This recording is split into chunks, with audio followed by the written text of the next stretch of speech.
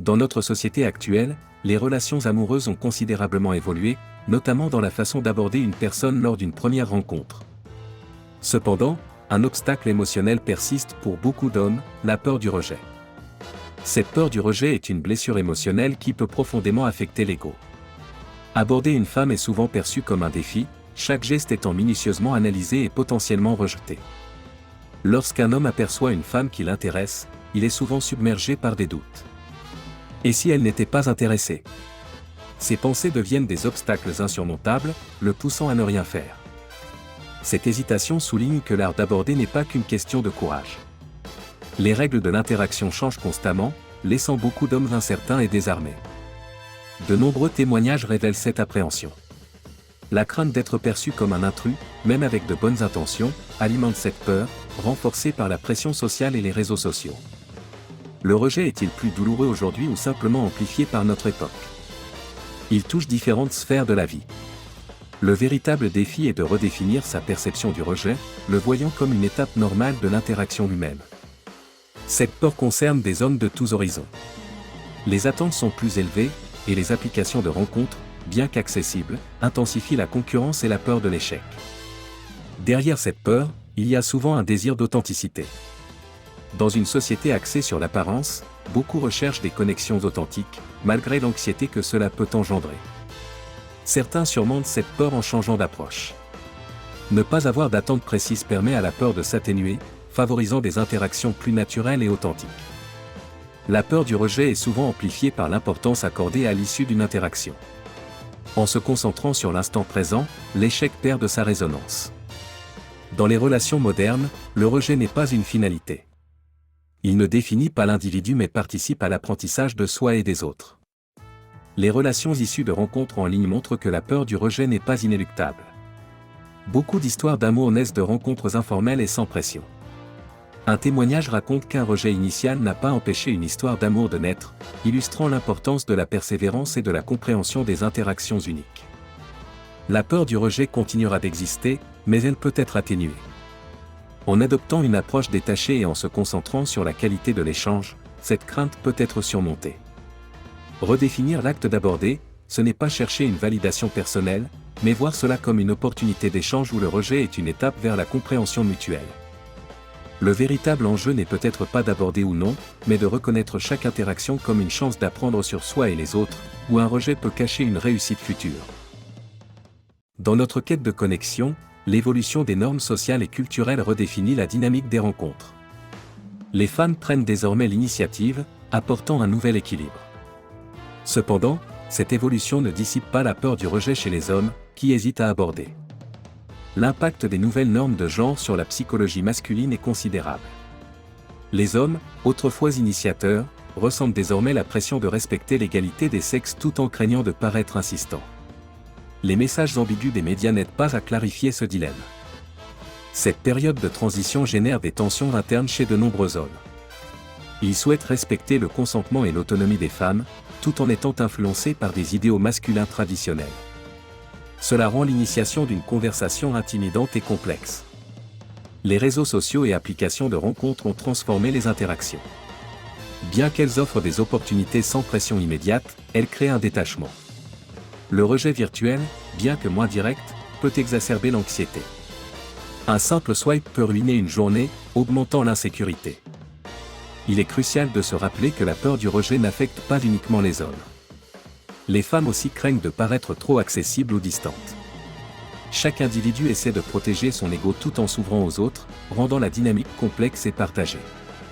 Les couples modernes prouvent que les relations naissent souvent des interactions spontanées. Sans attente prédéfinie, ces échanges mènent à des connexions authentiques. La meilleure approche n'en est parfois pas une, soulignant l'importance de la spontanéité et de l'authenticité dans les rencontres. Le contexte et la sincérité sont essentiels lors d'une approche. Une interaction sans pression permet de montrer sa véritable personnalité, rendant la rencontre plus agréable et réduisant la peur du rejet. L'authenticité devient une clé pour des connexions plus profondes. Face à la question « aborder ou ne pas aborder », il s'agit de repenser notre approche des interactions humaines. Aborder quelqu'un doit être perçu comme une opportunité d'échange, non une mission. Le rejet est une étape normale dans la quête de connexions authentiques. Les relations modernes évoluent avec de nouvelles règles, parfois déroutantes mais excitantes. En tant qu'expert en journalisme, j'observe cette transformation quotidienne. La peur du rejet peut être surmontée par une approche ouverte, moins centrée sur la performance. Aborder une personne est une petite partie de la grande histoire des relations humaines. L'enjeu est de naviguer avec courage et sincérité dans cet océan d'interactions. Chaque interaction, même anodine, cache la possibilité d'une connexion sincère et peut-être d'une histoire durable. Que vous décidiez d'aborder ou non, l'essentiel est de rester fidèle à soi-même. Accepter que le rejet fait partie de l'expérience humaine. En se libérant de la peur, on peut créer des liens profonds et authentiques, essentiels dans nos vies interconnectées. La peur du rejet influence profondément la construction de soi et nos relations.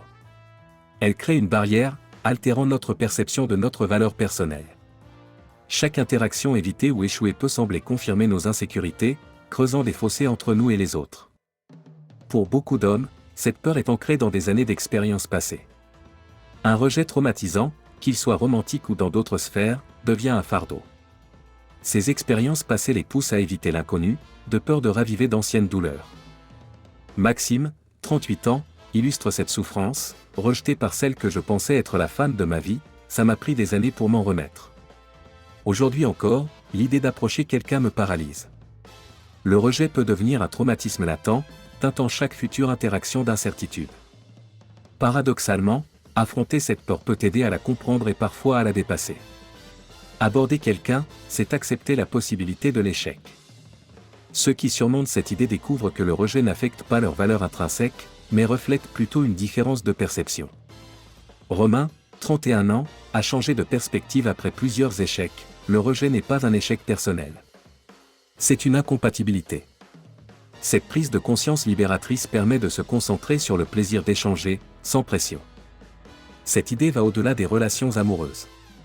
Elle s'applique à toute notre vie sociale et émotionnelle. Accepter le rejet comme une possibilité naturelle dans les relations humaines libère des poids émotionnels. La peur du rejet affecte aussi les relations à long terme. Certains hommes, même après avoir surmonté l'étape de l'approche, restent vulnérables. La peur que l'autre perde intérêt ou quitte la relation peut éroder la confiance mutuelle. Yann, 42 ans, confie « Je suis marié depuis 5 ans, mais je crains toujours que ma femme me quitte ». Ce témoignage montre que cette peur doit être constamment travaillée, même dans une relation établie. Les psychologues notent que la peur du rejet est liée à l'estime de soi. Une estime de soi solide, indépendante des retours extérieurs, réduit le pouvoir destructeur du rejet, qui devient simplement une divergence de chemin. Les cercles sociaux influencent également cette peur. La réussite relationnelle est souvent perçue comme un marqueur de masculinité. Cette pression, amplifiée par les réseaux sociaux, renforce la crainte de l'échec. Dans certains cercles, comme celui de Thomas, 30 ans, le rejet devient un sujet de plaisanterie, mais la peur de l'échec est latente. Ces environnements peuvent rendre la pression d'aborder accablante. Cependant, ces cercles peuvent se transformer en espaces de soutien. En normalisant l'échec et en partageant ouvertement ses craintes, il devient possible de dédramatiser le rejet. Aborder ou ne pas aborder est une réflexion sur nos relations avec les autres et avec nous-mêmes. La peur du rejet, bien que naturelle, ne doit pas être un obstacle insurmontable. Cette peur peut être apprivoisée et transformée en une force pour des relations plus authentiques. L'important n'est pas le résultat, mais le processus d'interaction, une occasion de croissance et de compréhension. En fin de compte, la valeur d'une personne ne se mesure pas à ses succès ou échecs amoureux, mais à la manière dont elle navigue avec courage et ouverture à travers ses expériences. C'est dans cette capacité que réside la clé des relations humaines.